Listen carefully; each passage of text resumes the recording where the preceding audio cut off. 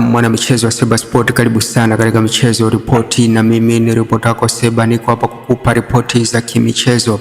Kwanza nikupe pongezi kwa kuvuka mwaka 2025 na kuingia 2026.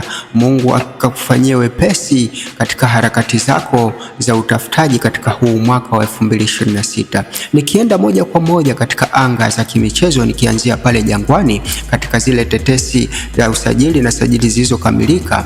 Klabu hiyo imekamilisha usajili wa wachezaji wawili mpaka sasa katika dirisha dogo hili la usajili. Wachezaji hao ni Emmanuel Mwanengo, mshambuliaji huyo, pamoja na Mohamed Damaro, kiungo huyu. Wazawa wote hawa, kumbuka Mohamed Damaro alibadilisha uraia kutoka Guinea mpaka kuwa raia wa Tanzania, lakini wachezaji mbalimbali wanaohusishwa kujiunga katika kikosi hicho katika dirisha hili dogo la usajili. Lakini mshambuliaji Andy Boyeli ambaye alikuwa kwa mkopo wa msimu mmoja katika kikosi hicho, mkataba wake umevunjwa wa mwaka mmoja kwa kutokana na kutoridhishwa na kiwango chake kwa uongozi pamoja na benchi la ufundi. Kwa Andy Boyeli hatakuwa sehemu ya kikosi cha Young Africans katika michezo ijayo, lakini